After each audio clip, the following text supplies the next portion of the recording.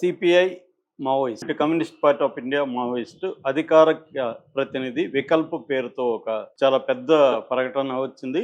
ఆ ప్రకటనలో డీటెయిల్గా అసలు ఈ ఎన్కౌంటర్ ఎలా జరిగింది, ఎలా చనిపోయారు, తప్పించుకున్న వాళ్ళు ఎలా తప్పించుకున్నారు, ఇవన్నీ డీటెయిల్గా దాంట్లో చెప్పారు. సో వాళ్ళు ఇది పట్టుకొని కాల్ చేశారు అనేది అబద్ధం. ఎన్కౌంటర్ అయితే జరిగింది. ఆ ఎన్కౌంటర్ ఎలా జరిగింది, దానికి కారణాలు ఏంటి అంటే ఒక ద్రోహులు ఇచ్చిన ఇన్ఫర్మేషన్ బేస్ చేసుకుని ఎన్కౌంటర్ జరిగిందని చెప్పారు.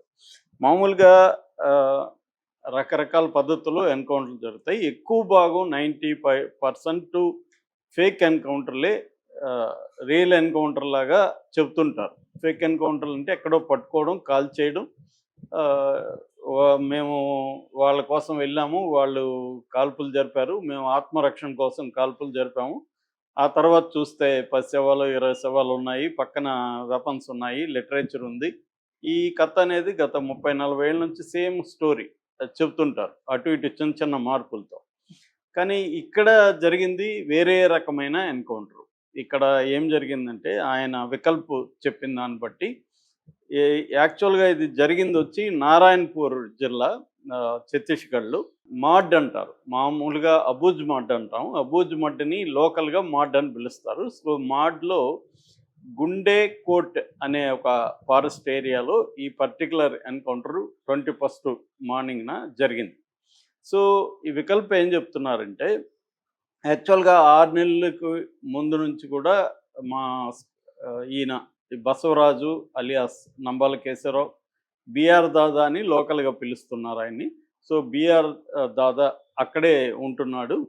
ఆ విషయం పోలీసులకు ముందే తెలిసింది.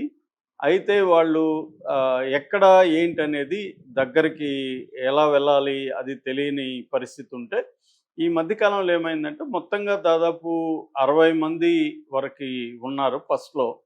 ఆ తర్వాత కొన్ని ఎన్కౌంటర్లు వరుసగా జరగడం మొదలుపెట్టాయి. ఈ 21కి ముందు కూడా ఒక 10 రోజులు 20 రోజుల ముందు కూడా 2 ఎన్కౌంటర్లు జరిగాయి. ఈ 60 మందిలో చాలామంది సరెండర్ అయిపోతూ వచ్చారు. ఈ 20 మందిలో ఏంటంటే ఒక స్టేట్ కమిటీ మెంబర్, తర్వాత ఆయనే జంగ్ అనే పత్రిక కూడా ఎడిటరు సజ్జా నాగేశ్వరరావు. అది కాకుండా ఈ యూనిఫైడ్ కమాండ్ అంటారు, అంటే ఒక సెంట్రల్ కమిటీ సెక్రటరీ స్థాయి నాయకుడు ఉన్నప్పుడు ఆయనకి 3 అంచెల భద్రత ఉంటుంది. ఈ 3 అంచెల భద్రతకి 60 మంది ఉన్నారు. వీళ్ళందరూ కూడా సెంట్రల్ కమిటీ స్టాఫ్ అంటారు వీళ్ళని. అంటే సెంట్రల్ కమిటీ ఏ నాయకుడు వచ్చినా ఈ స్టాఫ్ సెక్యూరిటీ ఇస్తుంది. వీళ్ళు ఫైరింగ్లో ఎక్స్పర్టైజ్ ఉంటారు, అనుభవం ఉన్నవాళ్ళు ఉంటారు. అలాంటి వాళ్ళనే అక్కడ పెడతారనమాట. ఎందుకంటే ఒక సెంట్రల్ కమిటీ నాయకుల్ని కాపాడాలి కాబట్టి దానికి తగిన ఒక భద్రతా నెట్వర్క్ని ఏర్పరిచారు.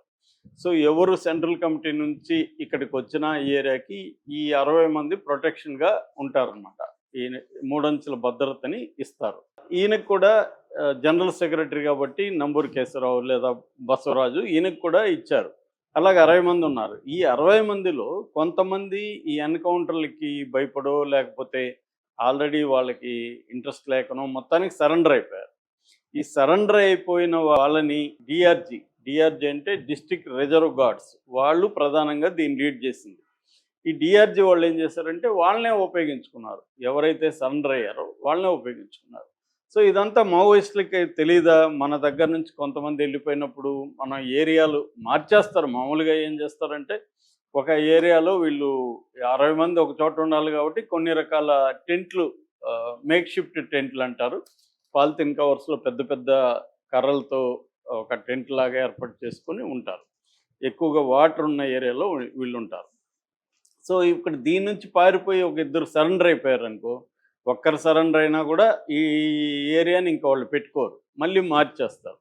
కాకపోతే దీంట్లో ఉన్న ఇలా మారుస్తూ ఉండడం ఎన్ని ఏరియాలని మార్చగలరు? అక్కడ వాటర్ ఉన్నవి తగ్గిపోతాయి. ఎండాకాలం కాబట్టి వాటర్ సోర్స్ అనేది ఎక్కడంటే అక్కడ ఉండదు. అది వీళ్ళకి కూడా తెలుసు. ఈయన కూడా వికల్ప కూడా అన్నాడు, ఏప్రిల్ మేలో అటాక్స్ ఉంటాయని మేము ఊహించాము, మేము మా బసవరాజుకి చెప్పాము, సార్ మీరు ఇక్కడ వద్దు సెక్యూరిటీ ఇబ్బంది అవుతుందంటే ఆయన ఏమన్నారంటే లేదు నేను కేడర్తో ఉండి గైడ్ చేయాలనుకుంటున్నాను, నేను మహా అంటే ఇంకొక 2 ఏళ్ళు ఉంటాను దీంట్లో. సో, యువ నాయకత్వానికి మీరు భద్రత కల్పించండి. నా గురించి టెన్షన్ పడకండి. తర్వాత ఈ బలిదానాలు అనేవి ఊరికే పోవు. బలిదానాల నుంచి మళ్ళీ ఉద్యమాలు ఎగుస్తాయి అనేది ఆయన చెప్పారనేది కూడా కోట్ చేశారు. అంటే క్లియర్‌గా మావోయిస్టులకి ముందే ఒక థ్రెట్ మనకుంది. ఆల్రెడీ మన నుంచి సరెండర్ అయ్యారు.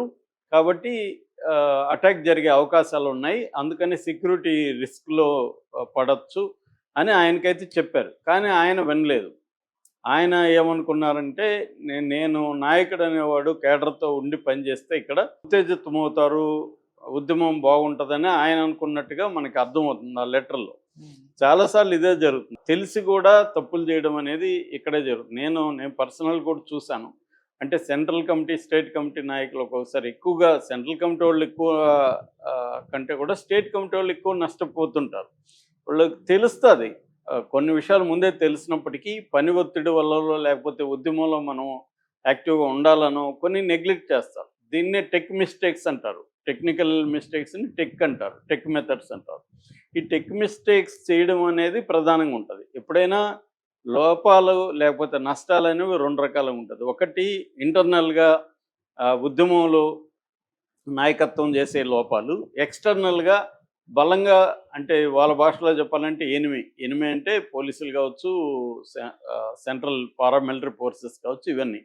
సో, బలం ఎనిమీ టాక్టిక్స్ కావచ్చు. అది ఎక్స్‌టర్నల్ ఫోర్స్. సో, దీనికేం కావాలంటే కౌంటర్ ఇంటెలిజెన్స్ నెట్‌వర్క్ ఉండాలి.